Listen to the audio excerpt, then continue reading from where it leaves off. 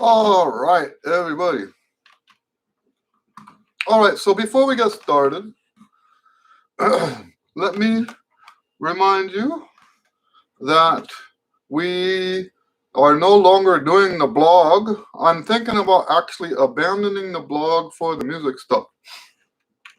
And the reason why, if we have time, I can go into that. The reason why is because I have another website. And that website is much healthier, I guess you could call it. And now I have not been using the blog on the other website. What I might do is take my best posts from El Tigredo and put it on the new website, because I did some. Hello, Anthony. Yes, I'm good, thank you. I did some dumb stuff, and when I say dumb, what I mean, I should actually call it ignorant stuff that I didn't understand how to impact on the El Tigredo. And now I'm paying the price for it. And I'm not going to go into the exact details unless you guys want that. Right? It's boring technical stuff. Yeah, and after all this time of fighting with it to try to get the numbers up, I decided it's just better to put all my music stuff on the website that doesn't have those problems. Right? So I don't have a blog on the other website. If I do put a blog on the other website, it will probably be a lot more professional than what I was doing on El Tigredo. Now, that doesn't mean I won't ever post on El Tigredo.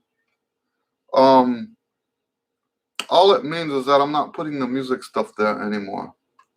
So, what that means is, for those of you who would like to ask questions here in advance, there's a page on the old website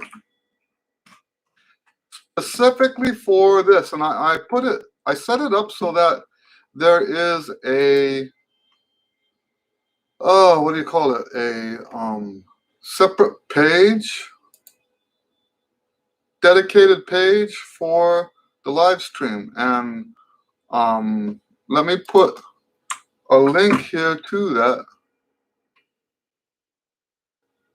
And this is where you would ask your questions in the comments. I know it's going to take a while to get people to get used to this.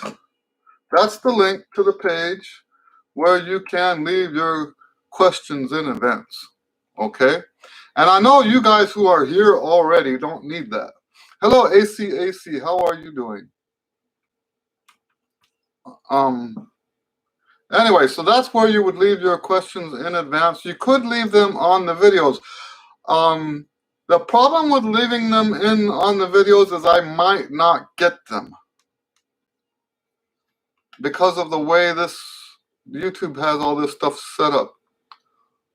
ACAC asked a question last week, but I don't believe you had the chance to answer. That's correct. I apologize about that. You want to ask again? I was trying not to answer questions about my method last week. So, oh, and what might have happened, I think maybe you started asking and then Dennis showed up. So go ahead and ask again, and we'll get on that.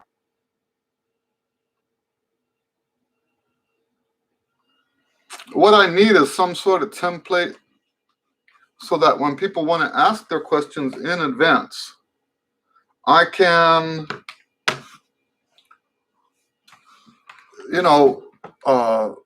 what am I saying? That's not how I want to say it. If I have a template that I can copy and paste into the Q and A video, I can put that link on there, and people that want to have their questions asked in advance, they'll have that information right there. See, from where I am here, if you were to leave a question on the video, let me see if this is correct.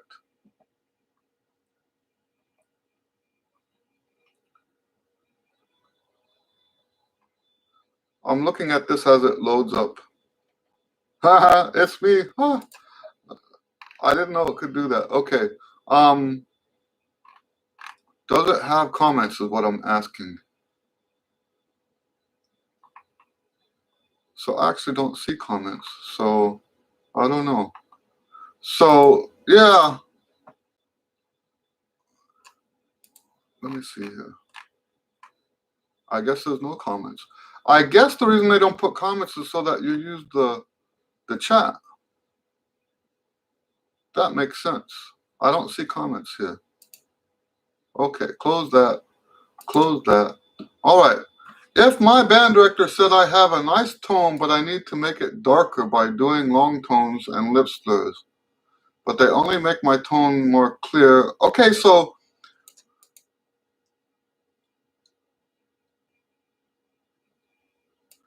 you know what the problem with that is? Let me read your question again. If my band director said I have a nice tone, but I need to make it darker by doing long tones and lip slurs, but they only make my tone more clear, what other exercises should I try? I'm going to answer your question, but I don't like the question. let's answer the question the way most people would answer it.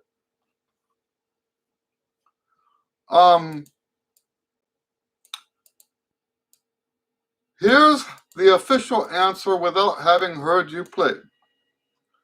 If you want to work on getting a darker sound, I strongly and long tones is not helping with that, then I strongly recommend that you do lip bends and pedal tones. So lip bends is when you play, and I normally start on F. Actually, lately on the new books, I actually start on different notes. But I like starting the students on F. So you go F, E, F, but you're not going to finger it. You're just going to lip it.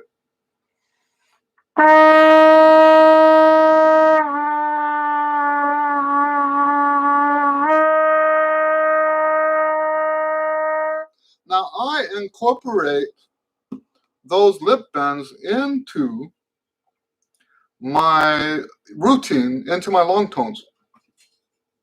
So since the mid-90s, I've been doing those lip bends on my long tones. And if you're somebody who does the, what do you call it? The Chickowitz exercise. So we normally play it like this.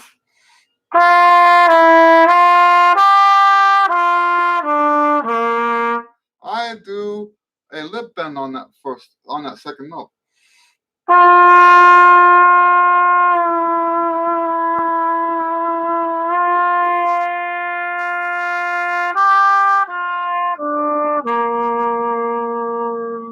So that's the first thing I would recommend, is to do lip bends. The second thing I would recommend is pedal tones, and they both work for creating a darker sound the same way. They both deal with aperture control. So now, for this, what we're talking about, you want to use the fingerings that are just like the fingerings above. If you just use all three and just lip it down, I don't think you get as much of the tone benefit.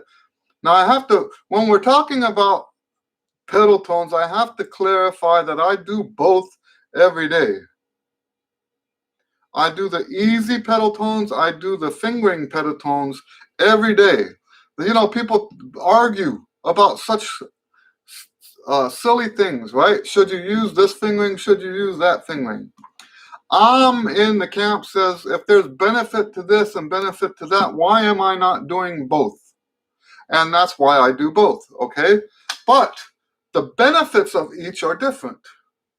And if you're doing it for your tone, then using the correct fingerings from an octave above is better.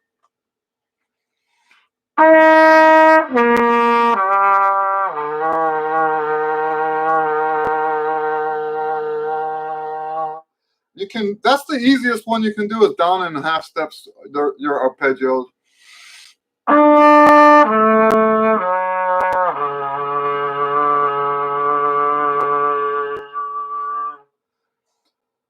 And of course, we want to hold that last note out because that is the pedal tone. The other notes are just to get you there.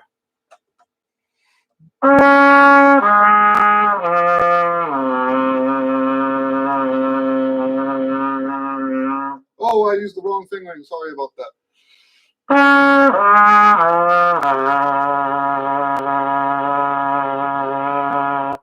And then the next one.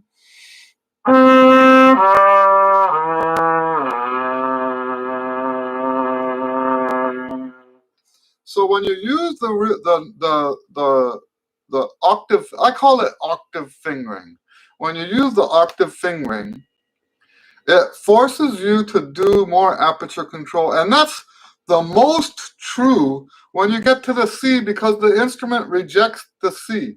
It's very hard to play a C on, and I actually can't even do it every day. Sometimes I have a good C day, sometimes I don't have a good C day.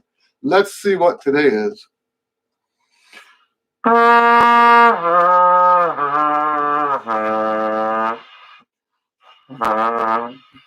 So it's kind of there. It was a little flat, and I tried to lip it up, and it went away.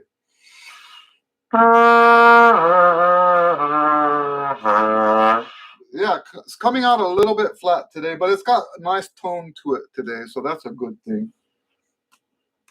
So those are the two exercises I would add to what you're doing to get a darker tone.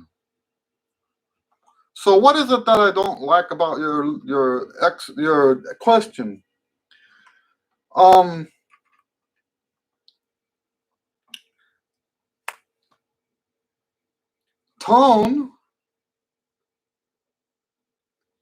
So let's put it this way. It's not exercises. I think we have this misconception that the exercises give you the tone. And it really doesn't work like that. Where you get your tone from is hearing that tone. So the truth is, you could do long tones, you could do lip slurs, you could do pedal tones, you could do lip bends, but if you don't have a mental image in your ears, an aural, we call it an aural image, not oral, aural, right? An aural image of what that sounds like. None of these exercises will make a difference. Okay? So what you want to do is listen to people who have big tones like that. That's what you want. And the problem is a lot of the orchestral players in the modern orchestras, a lot of the orchestral players aren't looking for dark tone. Okay, so you can't just say, well, this guy's a great player and listen to him, because there's a good chance that if he's less than 30 years old, he's not playing with a dark tone. So maybe you want to go with some of the older recordings. If your band director is looking for dark tone, you probably want to be listening to people like Bud Herseth, who was with the Chicago Symphony. You probably want to listen to like the old, what's that name of that brass group in England? Oh, let me see. Let me look it up real quick. I'm terrible with names.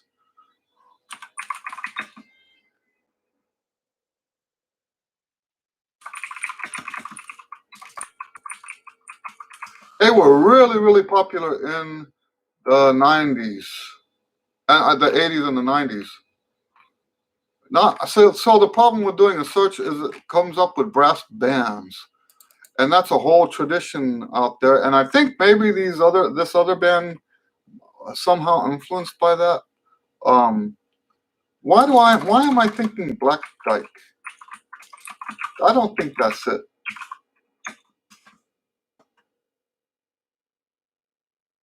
No, that's probably not it.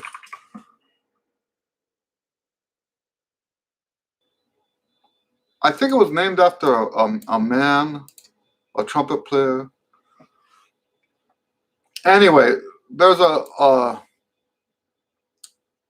see, I don't like when that happens. I can't remember. But the older brass ensembles would be better to listen to. Now, I wouldn't even say Canadian brass or any of that. Not if you're trying to hear a bigger sound. Don't get me wrong. Now, I don't think those guys sound bad. I'm not saying that. If someone interprets it that way, that's on you, not me. Okay? But listening to some older recordings. All right. So Anthony says, okay, on the physical pyramid, there are 12 rudiments. It's working. Good. But it takes me time. How much time should we spend on each? Because it's working. It does take time. But here's the thing. It's all scalable. You can do as much or as little as you want. Let me tell you about what we don't want to spend too much time on. Do not spend too much time on lip buzz. Do not spend too much time on long tones. Do not spend too much time on lip slurs. Those should really be, like the lip buzz should only be 2 or 3 minutes. Mouthpiece buzz only 2 or 3 minutes, maybe 4 minutes.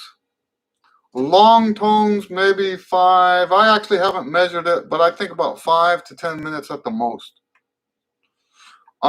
Lip slurs. I like to have my lip slurs done in less than 5 minutes. What you want to have the most time on is the what do you call it? The articulation studies. That you can do as much as you want. Okay. Scales, that's something that you can spend more time on because it's more like a flow study. If you're doing, especially if you're doing my scales, I don't know what scales you're doing, but if you're doing my scales, that's like practicing a tone, what do you call it? A flow study, and that's good for you.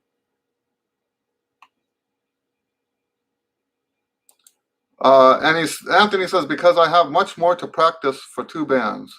Yes, you can, that's what I'm saying. With my system, you can scale the rudiments down so that you have more time to practice your band music. And you're still getting the psychological benefits. You might not get as many physical benefits, but you're still getting the psychological benefits. And I'm going to tell you that the psychological benefits are far, far more valuable, far more beneficial than the physical benefits. Ganya says, hello, Ganya. Nice to see you again. You've mentioned in a previous Q and A that you couldn't play a high C in high school. That's correct. When did you make the transition from that to your chops now? Well, that's kind of a long story. Let me try to put it in a nutshell. I went to college and still couldn't play a high C. I mean, I could squeak a high C out, but it wasn't good. High school, I didn't even try because it was too painful. And then I had a crash and burn semester in college. I think it was my 3rd year in college. And I'll tell you what, the way I used to play, not only did my lips hurt all the time, my teeth hurt, my gums, not my teeth, but my teeth were actually loose. I had constant headaches. Not like migraines, but and when I say constant headaches, I don't mean after I was playing. I'm saying it was painful to play the trumpet.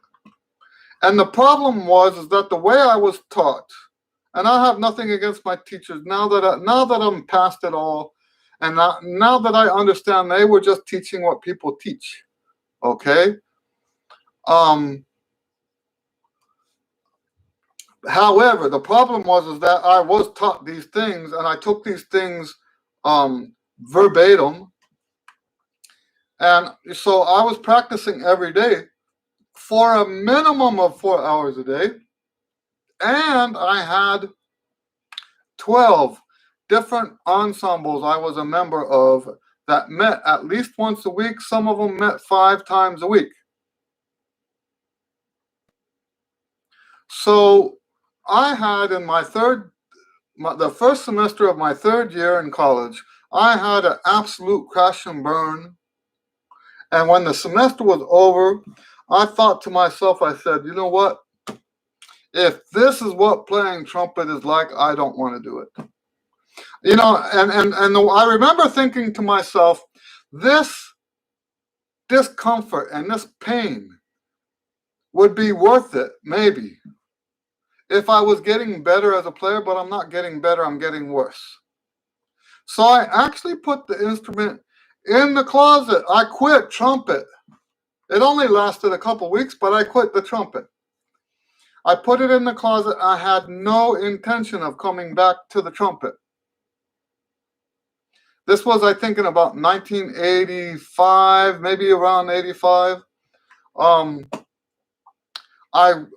At the time I was living in El Paso, I went on a road trip by myself. I went to Pennsylvania, went to Delaware, and then I came back after 2 weeks. And there was a message waiting for me when I got back that a mutual friend, his son had died in a wreck, and they were going to have a jam session. So I went to this jam session. Now, I was taught that if you took 1 day off, it would take you 2 days to get back where you were. I had just taken 2 weeks off, and where I was not very good. My last notes before that 2-week break were awful. So I thought, I'm going to go to this jam session, but when I play, it's going to be terrible. You know that old saying, right? You know, we have a tendency when someone famous says something, then it must be true. And there's famous people who say all the time, if I take a day off, I know it. If I take 2 days off, the guys in the band know it. If I take 3 days off, you know,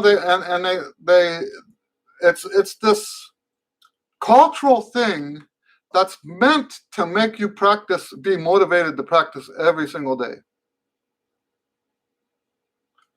And so I'm going to this jam session and I'm thinking this is just gonna be awful. So I didn't even warm up. What's the point of warming up if you're gonna sound awful anyway? And hey, I had quit anyway. What did it matter if I sounded good or bad? I was there to help people out, help raise some money. So I get up on stage and I start playing. And it was the best I ever sounded in my whole life. And at that moment, while I was playing that song, you know, when you have a revelation like that, the hair on the back of your neck stands up and you get chills. It's like, oh my, look at what I just figured out. So yes, I had an epiphany there at that moment that, hey, maybe all these people that shoot their mouths off about the trumpet, maybe what they're saying isn't true. That was back in 1985. Maybe what they're saying isn't true. Maybe you don't have to practice every day. And if that's not true, what else are they telling me that's not true?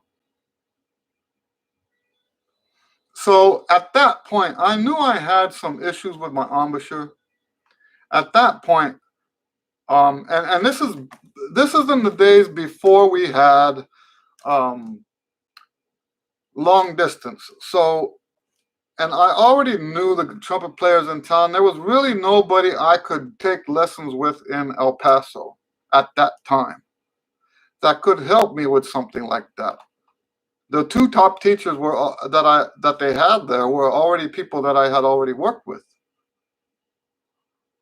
So, and long distance, if for the length of a lesson, I would have had to pay like $75 back in a time when $75 was actually worth a whole bunch more than it is today, a whole bunch more, right?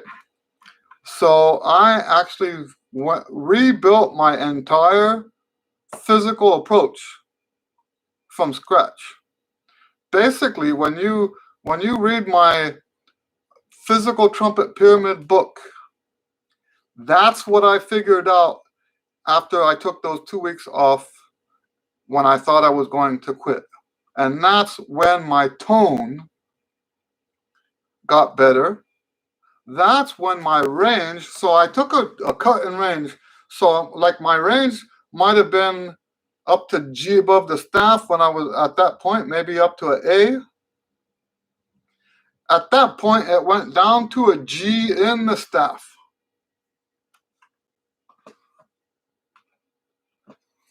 But the one thing I knew was that with this new approach that I was using, I could grow physically. That old approach had limitations that kept me from growing my range. So my range has grown consistently from the day that I changed like that. I don't even try to grow my range anymore, and it's still going higher. And it's because of the way I play. It's because of those changes that I made. So I know that's a long answer to your question, but that's how it happened. I was kind of forced to figure stuff out on my own, almost the opposite of what you guys have, right? Because there was no internet. There were libraries and stuff like that, but you're not going to find that kind of information in the library. You know, libraries usually, back in those days, they would handle the major stuff. I had already read all the major stuff. So no, there was no place for me to learn this stuff from someplace else, from somebody else. I had to reinvent the wheel. I don't think that what I teach is 100% different. What I teach is rooted in what we call the staples of trumpet pedagogy. Okay. But the application of all that is very, very different. The way I do it is different. And so basically, if I want to summarize the difference, my old way of playing required me to manipulate the flesh. It wasn't muscular. If I wanted to play higher, I had to use pressure. And it was one of those in the pink embouchures, right? People say don't play in the pink. That's why, because when you play in the pink, you can't use your muscles. The muscles are not even in the mouthpiece. And I'm going to say that again. If you're playing in the red, that's what they call it, in the red. If you play in the red, the muscles are not even in the mouthpiece. Well, at least the top muscle is not. So the only way you can play the trumpet like that is through physical manipulation of the flesh that's in there. Some people will twist the horn. Some people will push. But that's the only way you can play. You cannot play muscularly because the muscle's not there. When you switch to the way I teach and the way I switched, now the muscle is in there. And once it's muscular, here's the thing. The flesh thing has limits. There's only so far you can go with the flesh, manipulating the flesh. The muscle has no limits. That's the main thing. If you don't have a muscular embouchure, then you have limits. If you have a muscular, wait, if you have a non-muscular embouchure, I don't remember what I said. If your embouchure is not muscular, then you have limits. And when I say no limits, I mean, of course there are limits. I mean, but the limits that I have on a muscular embouchure go way, way, way past what we would ever need, and I mean ever need. The highest written note I've ever had is a C sharp, super C sharp, and by the time I had that in my music, my range was already past super C. So that super C sharp was never a problem for me. I used to play with that band like at least 2 or 3 times a month, and we would play that song every time. What it was a song that had been transposed for the singer, and if I kept the line the way it was written, then the note ended up being a C sharp. So yes, I don't have limits in terms of what you can put in front of me. I'm still going to be able to play it. Okay, AC says, Eddie, who did you listen to and aspire to sound like? Since you're saying that in past tense, so when I was in high school and college, I wanted to have a mixture of different players, right? I wanted Wynton Marsalis's sound. And remember, back in those days, Wynton was a classical player and a jazz player. And I liked his classical sound. I know there are people out there that don't like him because of his classical sound. I think those people are ignorant. And I mean that in the literal sense of the word. Well, I shouldn't say like. I should say I don't like that they criticize him for having the sound that he's got. That's what's ignorant. They're allowed to like and not like whatever they want. So I shouldn't have said it that way. I wanted Wynton's sound. I wanted Alan Vazuti's technique. And I wanted Freddie Hubbard's harmonic control. I wanted to be a combination of those 3 players. That was my musical goal.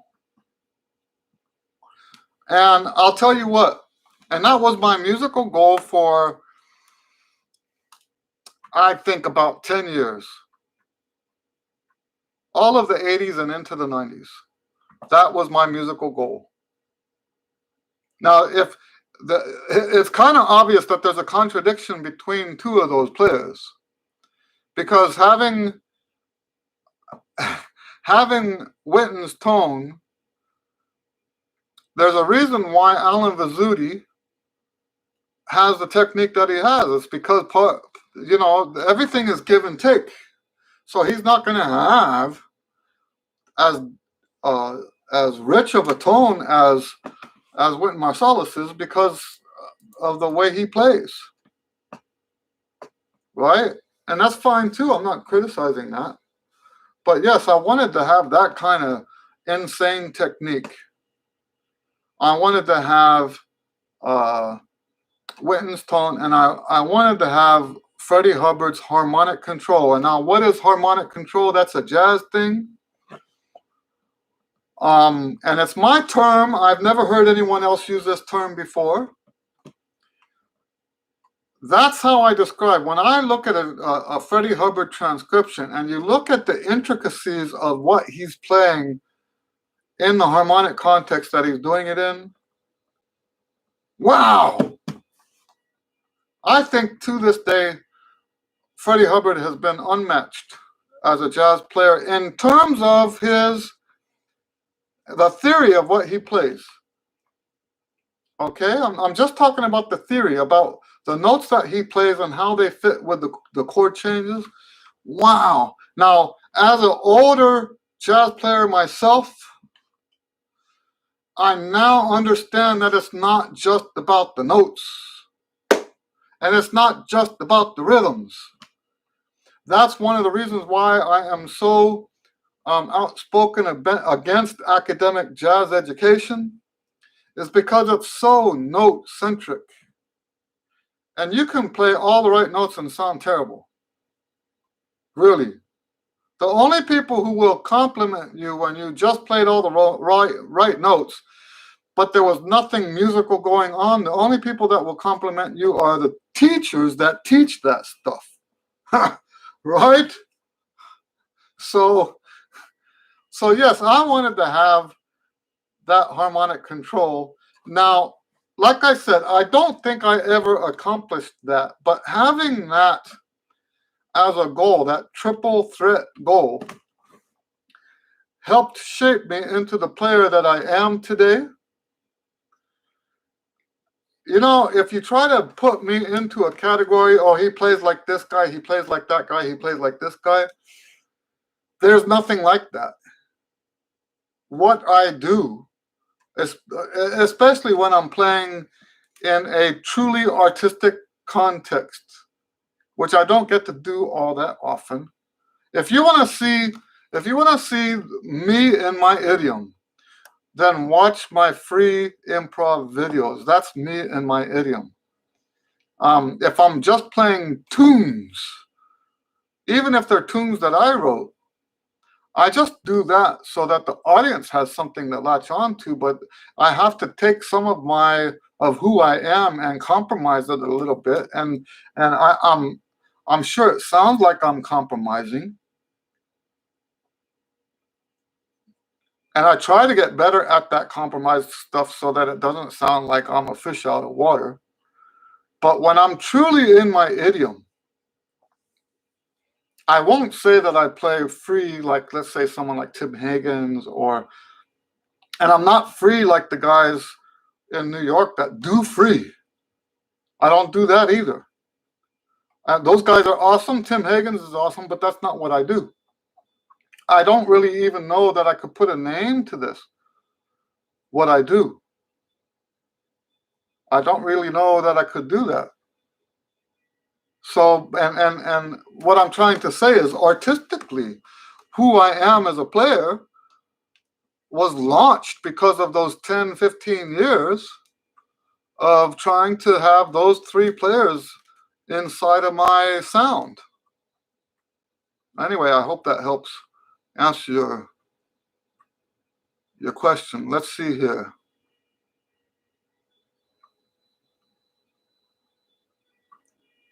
Anthony says, triple tonguing little or more time. You can triple tongue all you want. Okay? Triple tongue is the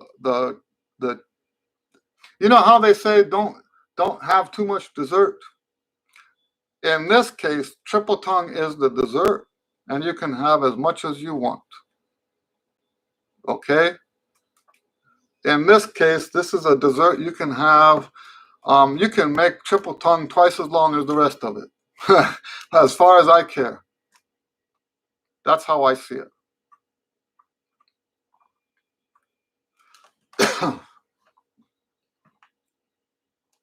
All right, so Gonya says, great story. Thank you. I often over-practice too, and time off is definitely needed sometimes. Although when I do take a full day off, things feel a little off the next day. That's because it's not the same. It's not supposed to feel the same, right? And when I have students that have to take time off, because, you know, most of my students are adults. And adults have jobs, adults have lives. Adults don't have a band class that they have to have something prepared for.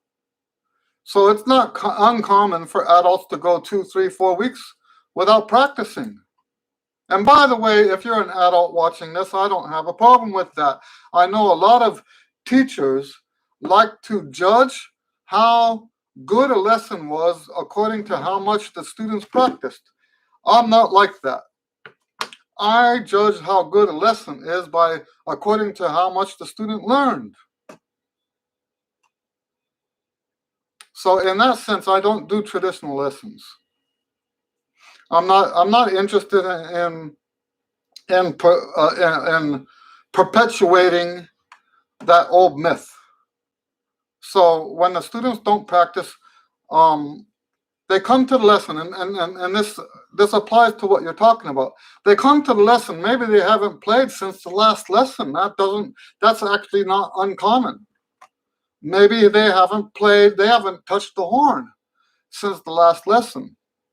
And if this is the first time that they've done that, they'll pull the horn out and put it on their face. It doesn't feel the same. And I think what happens there can be mental, right?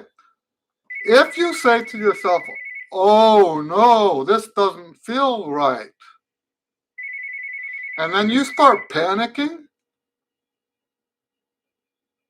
and you think something's wrong, that's when something becomes wrong. It becomes a self-fulfilled prophecy. If you think it has to feel, that's another reason why, by the way, I don't believe in playing by feel. Now, I know that sounds like it contradicts other stuff I say, because I do say that we play by feel, and that's absolutely true. But when I say that in that context, I'm not talking about what the original thought is. We do play by feel. We should play by feel. Okay? But that's not the original thought. We don't say, oh, let me feel this note, and that note comes out. We play by ear. We don't play. So in terms of the initial thoughts that we think, that initial originating thought should be, hey, this is what I hear, therefore that's what I'm going to do. And the playing by feel part is the connection between the ear and the production of the sound. So when I do say play by feel, I'm talking about after you've heard it, right? So that's not the primary thought. And the reason why that becomes so important in this context is because you just went a week without playing the horn. Yes, it's going to feel different. It's going to feel entirely different. So when you play, you don't play by feel, because now you're going to be all over the place. If you play by feel as the originating thought, then that's like driving blind. You can't do that. But if you're playing by ear, it doesn't matter what it feels like. I hope that makes sense. If you play by ear, it does not matter how it feels. And by the way, let's make a distinction there too. How it feels and playing by feel is not the same thing, is it? We can play by feel even when it feels weird. I hope that makes sense. Even when it feels weird, we can still play by feel, as long as we're playing by ear. Okay? That's how we take time off. This time off thing doesn't work if you don't play by ear. And what I mean by ear, I mean you're still looking at the notes on the page, but the way this works is you see the note, you hear the note in your head, and then that note, hearing the note in your head, triggers the physical mechanisms that play the note on the horn. So you're not actually, quote unquote, playing by ear, because you are reading music. But if looking at that note doesn't generate a sound. Now, here's the thing. When you first start doing it this way, what you hear, you see the note there, what you hear in your head and you try to play is not the same note, right? Because you haven't developed your ear that way yet.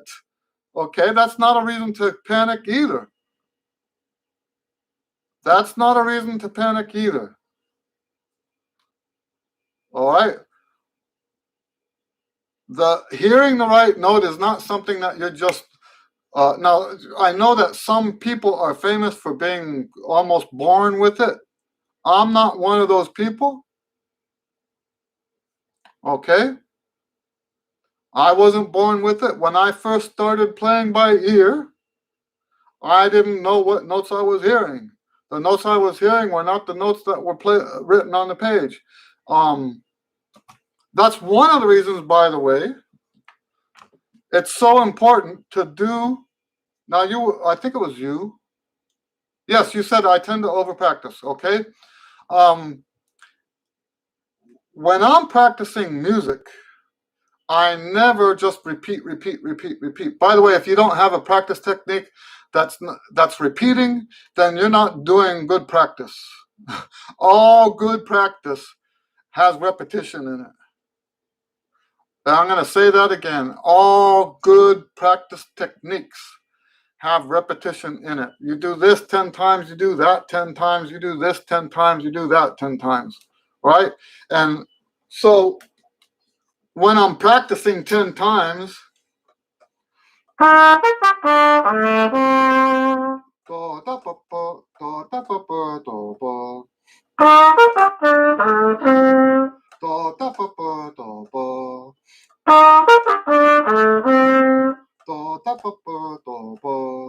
going to do that back and forth.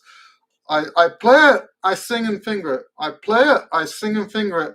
And when I originally started doing that, it was so that I would have exactly the amount of time off of my face as what was on the face, right? On, off, on, off. However, I learned that over the years, the more I did the singing and finger back and forth, because we have an instant feedback. I tried to sing it, then I play it, and I realized what I just sang was not anywhere close to what it was. So you do it again. You play it, you sing it, and you play it again, and back and forth. And after doing this, I mean, when you practice right, you're gonna repeat something literally hundreds of times. So that means you're doing this singing and playing, singing and playing, singing and playing hundreds of times. There's no way you're not going to develop an ear doing that, because that's an instant feedback. That's instant feedback, right? I hope that makes sense. You play it, you sing it. If you can't hear the difference between what you played and what you sang, maybe you shouldn't be playing trumpet. But most people can hear that, right? I'm joking about that. Okay, I shouldn't have said that. But yes, if you go back and forth, back and forth, back and forth, your ear will get better, and that will go a long way towards helping you play by ear. And getting back to the subject, when you do more of that kind of practice, sing and finger play, sing and finger and play, then when you have days off and then you have to come back and it feels weird, what does it matter? Because you can hear it. You can hear what the note's supposed to be like, and then you put all of the mechanisms in place to do that. All right, now Anthony says, and sorry, what is mouthpiece placement exercise in the pyramid? And also the first one, air exercise, can you show me that again? Okay, let's do the mouthpiece placement first. After you do the lip buzz, right, we're going to do now this exercise I originally made up for my braces students. So if you're dealing with braces, this is a very important exercise for you. So you sustain a buzz, and then you place the mouthpiece on the buzz. Now I've got mustache, which makes it harder for me to demonstrate this. I apologize. I have to put the mouthpiece under the mustache, so it's not going to look the way it should look for you if you don't have a mustache. You should just go straight on it, but I have to get under the hairs.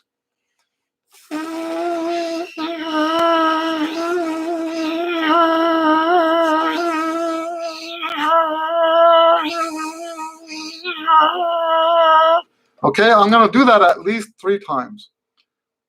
in one breath. I mean, what I just did was 4 times. I tried to do at least 3 of those. This time I did 4. That's the mouthpiece placement. If you need more about that, I do have a video about the mouthpiece placement exercise. Now, the air exercise, I started doing something different recently. I just blow into my mouthpiece. Now, I don't use this mouthpiece for this because it's huge. I run out of air too quickly on this mouthpiece. So I go backwards on the mouthpiece. And you know what? I got this idea from a customer of mine in Germany. He ordered some music from my website. So then I have a tendency to look people up when they bought my music. We got an order today for all 3 of the fishing suites. I have a tackle suite, bait suite, and catch suite, right? And somebody today at one of the universities bought all 3 of them. Woohoo! We like that. So yeah, I look people up after I get an order because I'm just curious who's buying my music, right? And so this guy in Germany bought one of my books, and then I looked him up on YouTube, and he's got a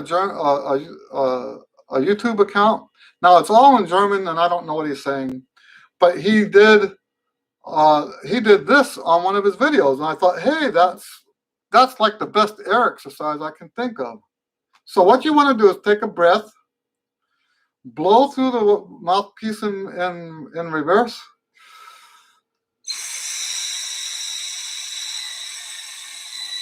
Now immediately take another breath and immediately play again.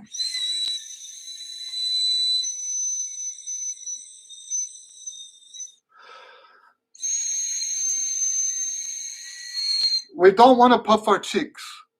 If you're not going to do it on the horn, don't do it on the air. Okay? So now what I used to do is blowing into the 5th and do that 3 times. All right. So Gonya says, most of the time, a 24-hour rest between 2 days is enough to fully heal.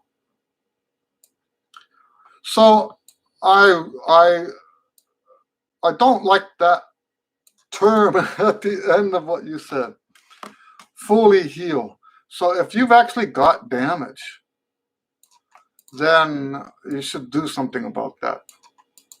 If you actually have damage that needs to heal, I would prefer the word recover. So like, for example, if you're a runner or a weightlifter or something, are you going to say that after you do a really hard workout that you need to heal afterwards? I don't like that. So, and I know I'm not, not trying to be controversial here. I just don't like that term in this context, because if you are damaged, that's actually a problem. If you are damaged, that's actually a problem. Now, people, that said, there are people that play that way. But remember that when we're on my Q and A, we're in Eddie's world, right? I can't, and the reason I say it that way, because I can't speak for anybody else. I can only speak from my own perspective. And I know you guys know that, but here's the problem is, I think the way we think about trumpet, and this is what stopped with me when I had that realization at that jam session. This is what stopped with me. Is I thought, and I feel the same way now about medicine, anything that involves experts. And you see it today, right? You see it today with global warming. You see it with COVID-19. They talk about the experts agree. When in reality, and this is something I learned back because of this thing that happened to me that we were talking about earlier, right? In reality, the experts don't agree, and in fact, a lot of times the experts don't even know what they're talking about.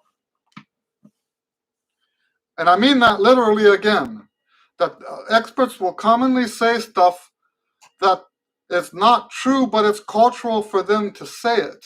Like you should practice every day. Well, you know what? Practicing every day, I'm convinced that a lot of people who say they practice every day don't.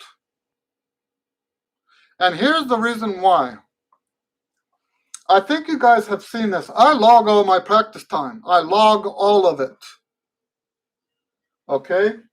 I have right now 2 logs open that you can see. You can see this one.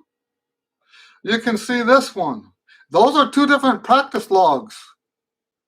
I'm like a practice log freak. Okay?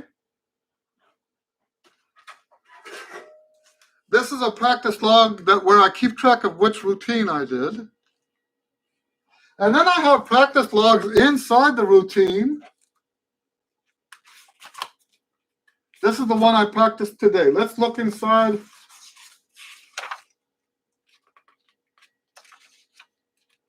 Oh, it's here. Bam, there's another practice log. Okay, I keep dates. And that book over there is a whole book of practice logs. Dates, that one has dates and details and all that stuff. And by keeping track of all of my practice, I learned one very important thing, is what I feel like I've practiced is not what I practiced. Okay? What I feel like I practiced is usually nothing like what I actually practiced. So someone who does not keep a log, who's just remembering how much they practiced, they have no clue how much they practiced. People who don't keep a log have no record. So who's to say? They don't even know themselves if they practiced every day. And the chances are, if they skipped a day, how would they even remember that? There's times when I'll feel like, well, if I go by feel, right, I feel like I went 2 or 3 days without practicing. And I'm not exaggerating. I'll go to my log and it's 2 weeks. It felt like 2 or 3 days. It ended up being 2 weeks. So anyway, I forgot why I was talking about all that. I'm on a rant. All right, so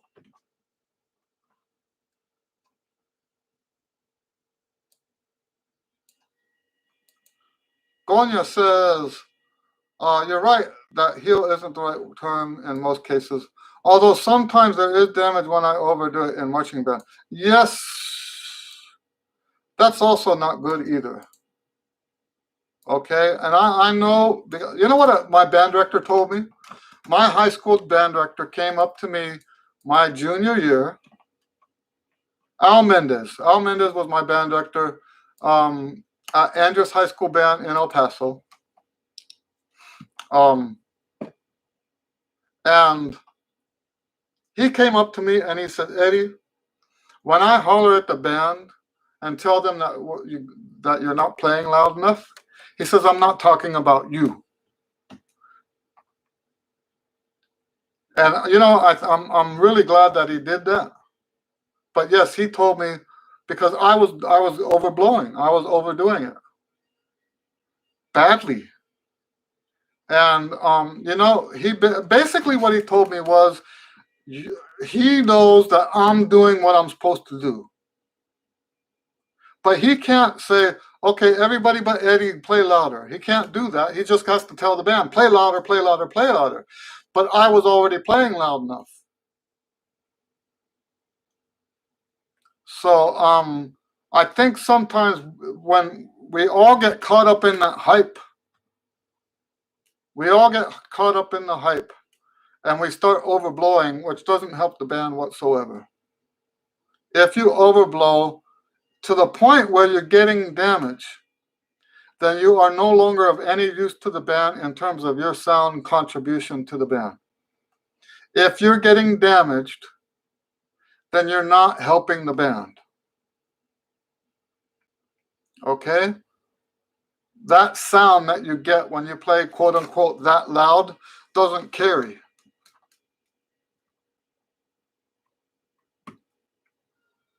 So yeah. Anthony says, thank you, Eddie, for help on Trumpet Pyramid. Much appreciated. You're welcome. Okay, guys. Do we have any more questions? Well, always great to hear from you guys. We missed a few people this week. Javier wasn't here. I don't want to try to list all of them, but Pops wasn't here. I said Pops. Papa Walker, Mr. Walker. And Gabriel wasn't here. So maybe we'll see those guys next week. I hope everybody is doing well. We can maybe answer one more question if you guys have. I wish I could remember what point I was trying to make earlier. I know I was talking about academic stuff and why I teach different and stuff like that. But I got too far away from the subject. Now I can't remember what it was.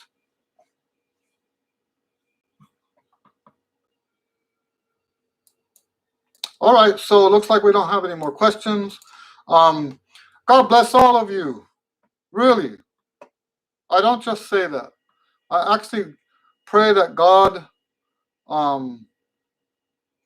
blesses all of you in your music, in your personal lives, in your role you have in the community.